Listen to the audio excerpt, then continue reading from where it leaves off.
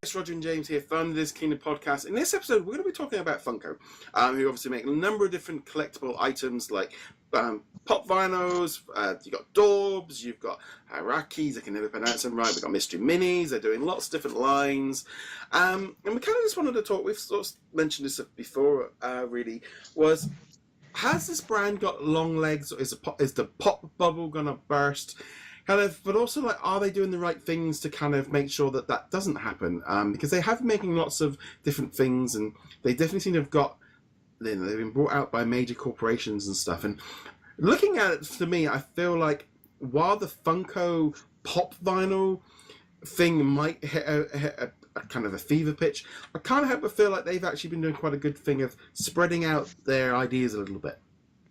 They've definitely done a good job of spreading things out, because you know, if the Funko Pops don't appeal to you, which they don't appeal to me, I'm not into the general design aesthetic of the Funko Pops.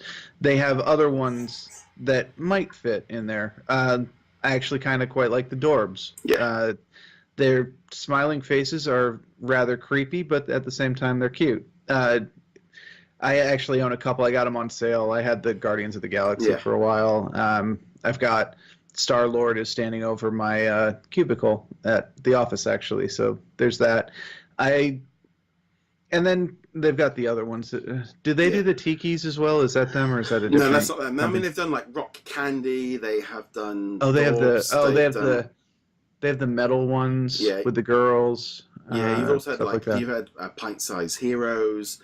But also, another thing that they did is they actually purchased Loungefly, which make a number of like bags and accessories and stuff. They've gone down that line a little bit more. And I can't help but feel like this constant consuming of pop vinyls, and you know, I don't know if it's actually waning or not. I feel like in some way the buzz is not around it as much. I think people have got burnt out. People have got way too many, and the wall in their bedrooms and their houses are filling up, and people are maybe getting a little bit more picky. But with new franchises constantly, movies and stuff coming out, there's that kind of constant trend of keeping things going. Yeah, and I think, you know, the constant going means that there's something for everybody. You know, the idea of collecting all of them, of getting every pop vinyl, unless you are a millionaire who is bored out of his or her mind, you're not collecting all of them. Yeah. You're not even probably collecting all the Chase variants, or even all the ones within a specific franchise, unless that franchise only has like 3. But so they're moving away from that collector market. It's still going to exist, of course, but it'll kind of compress a little bit, and instead targets more of a casual market. Like 99.99% of the ones that they release, even if I did collect pop vinyls, have zero appeal to me, because they're in franchises I don't care about. Yeah. But, you know, they've got the Star Wars franchise, so I could be like, oh, I really liked Rogue One. I'll go pick up the K2SO. I'll go pick up BB-8 from Force Awakens and Last Jedi. And that's cool. That they've got that for me there, and it's readily available. I mean, I can go into most stores, and chances are, as long as it's a well-known character, I can get it. And if I can't, I can get it on Amazon. So they're instead of hyper-focusing on the collector's market, they're kind of casting a wide net and going, we're just going to throw everybody out there. You've got a franchise, you want to have some Funko Pops, there you go. Yeah, I mean, I think in some ways the new movies and new television shows constantly give them new content. To me, I get to a certain point, like with the Marvel characters and the Star Wars ones, there's only so many variant costumes I'm willing to purchase, because it's like, well, I've already got 3 Spider-Man pop vinyls. Do I need an Iron Spider? I don't need it, but there's only so many variants of certain characters, so that's one issue. But I do think that them sort of spreading out into other lines, it gives them a little more scope. It's definitely gone mainstream, because you know, you walk into any shop and they've got them. Everywhere has them, but they can't have the same amount. The fact that they do all these different retailer exclusives, I think, help keep the buzz going. They kind of keep that excitement going, and I do think that they are working very well with doing things, but at the same time, they got to know that they've got to keep on top of trends, and they've got to. Personally, I feel like they are releasing too many I still feel like they're releasing too many variants and stuff where it's a little bit too much. They're constantly announcing new ones, especially like at toy fairs and the big events are announcing them. But there's so many different franchises. But are they going to run out of old ones eventually? But then at the same time, hopefully their team are working on new products to keep the buzz going.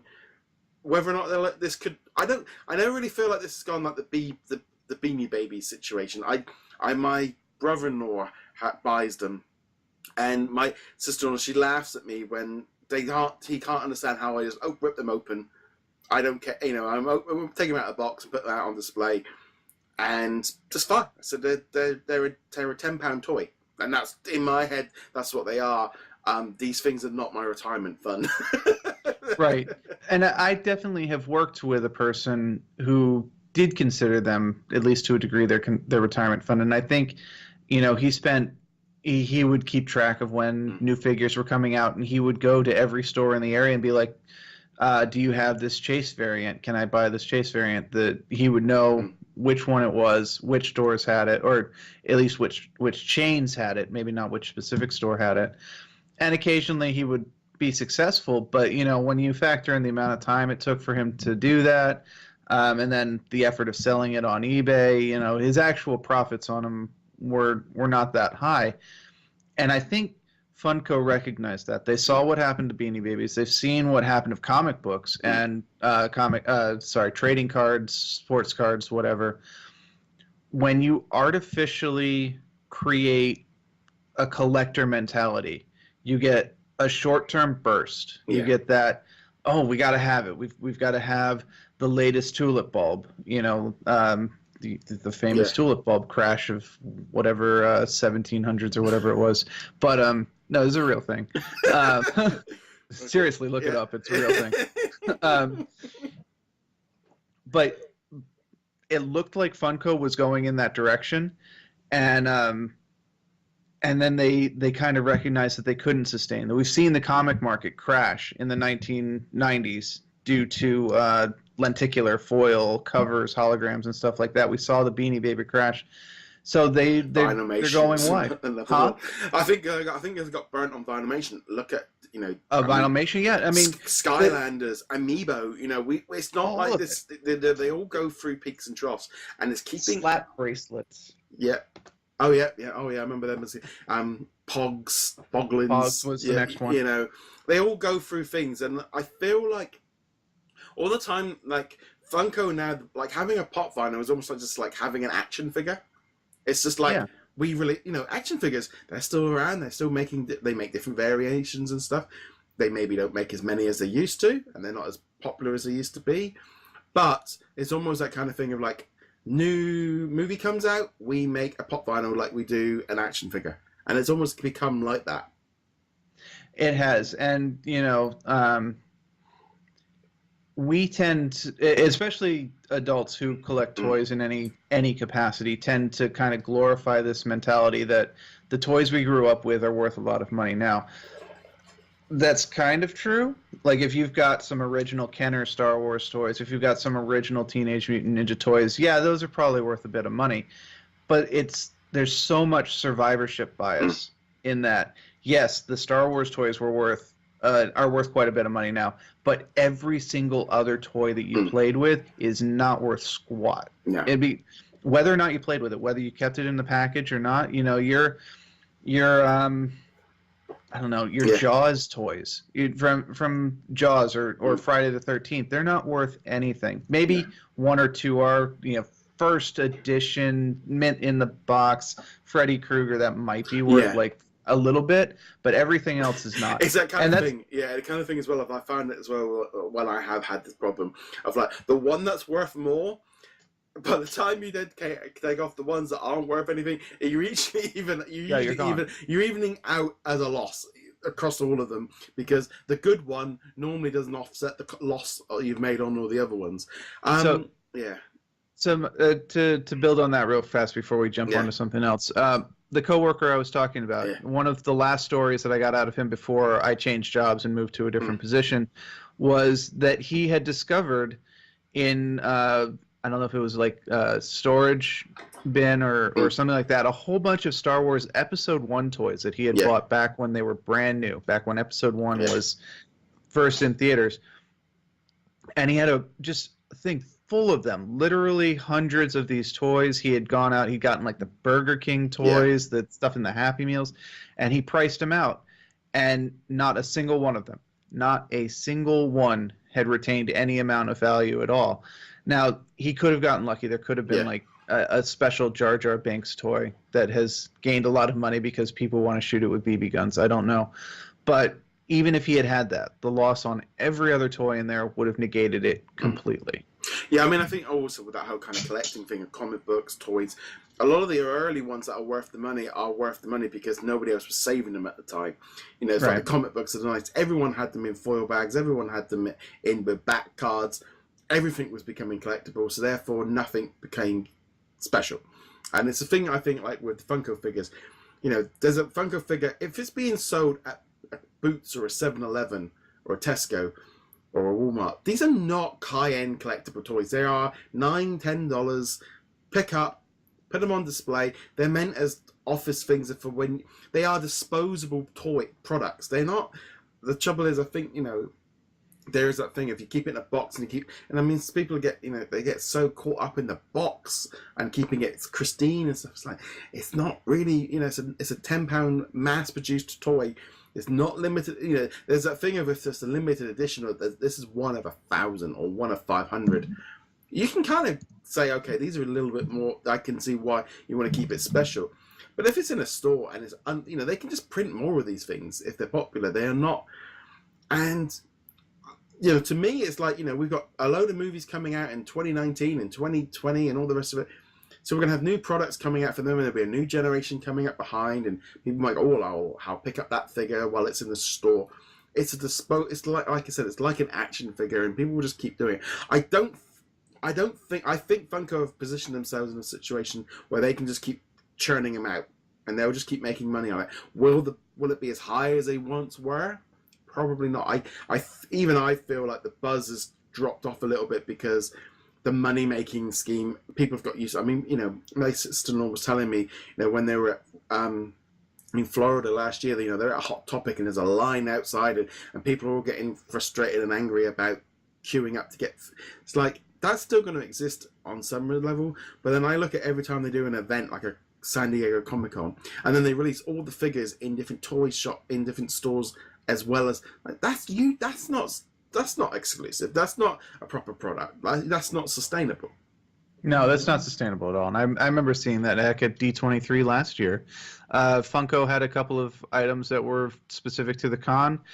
You had to get to the con, like you had to be one of the first 100 people in line, and you had to be right there immediately to get it. And yeah, those people, they made some money off it. If you don't count, you know, what they paid in ticket prices, hotel prices, transportation prices, all that fun stuff. Yeah, I mean, I understand the whole Comic-Con, these event exclusives and making them limited, and that creates a buzz. What bugged me is then when they put them in Hot Topic on the same day. I mean, I've got some Star Wars Celebration, Luke and Han ones I picked up, and it's like, I picked them up at Star Wars Celebration. Great.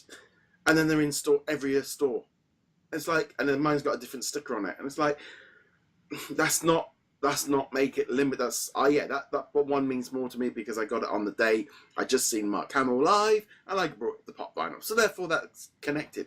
But you know, the things like that there's that line, but then they were making things too limited. People couldn't get them, and people were getting frustrated with them. So there's that line. I mean, I personally feel I do think in 20 years' time we will probably still have pop vinyls. But it'll be whatever movie is out in 2020 or 2040. It will just be, they probably are just going to have to calm down but hopefully they're making other designs of other products.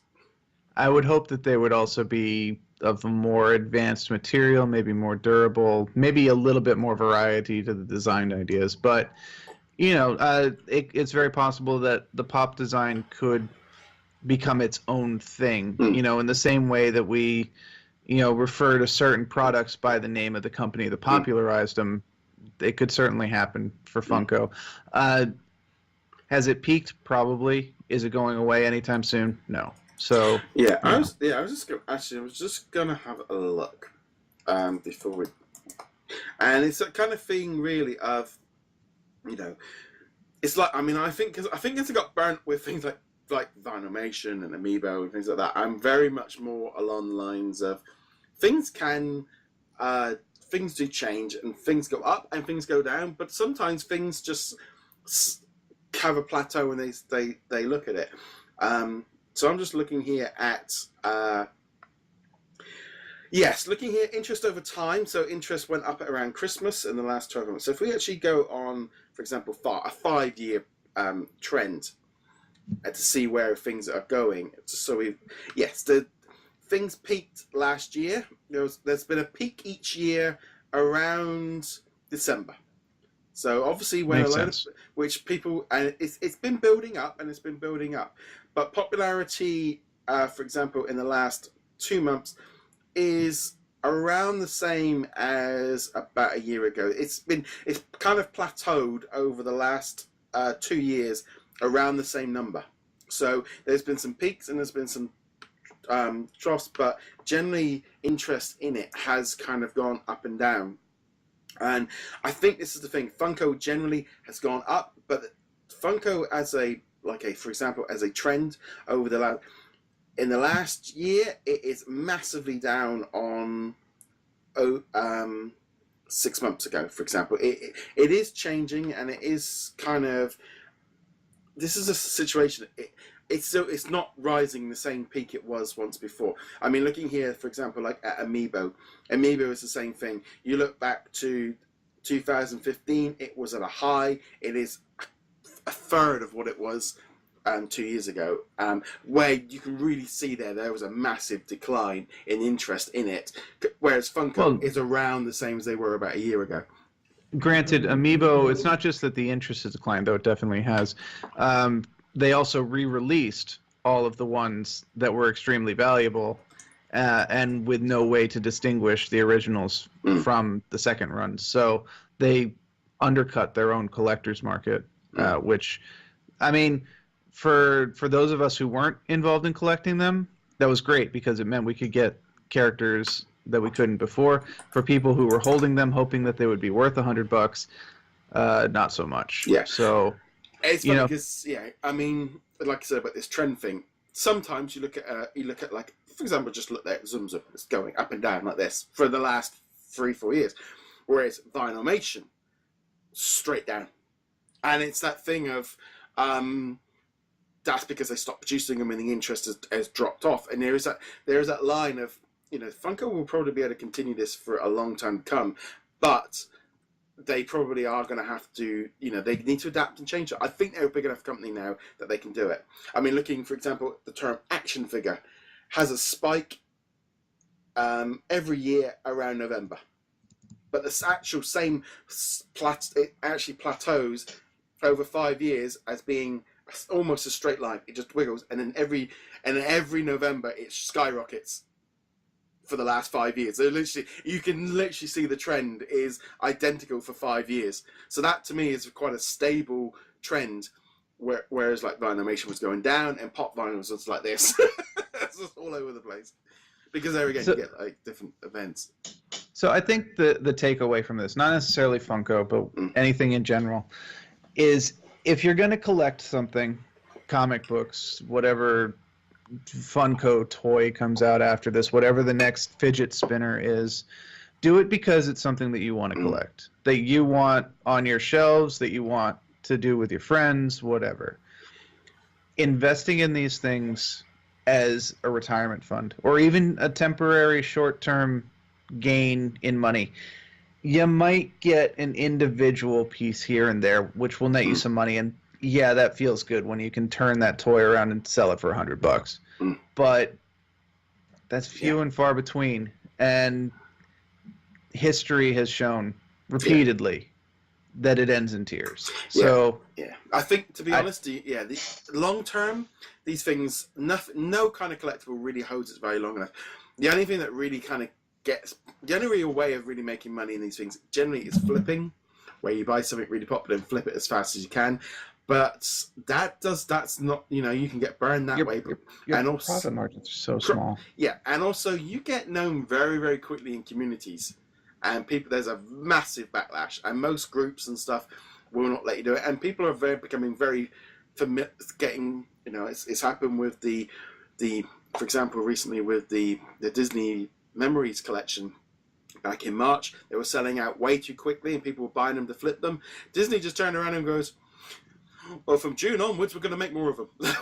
This is like, that's a very, you're only going to be able to make, the flippers were only going to be able to do that for a short period before eventually everyone cottons on. But as we said before, I think Funko will be around for a long time. I think they will be able to withstand this with constant things. But we'll have to know what you guys think.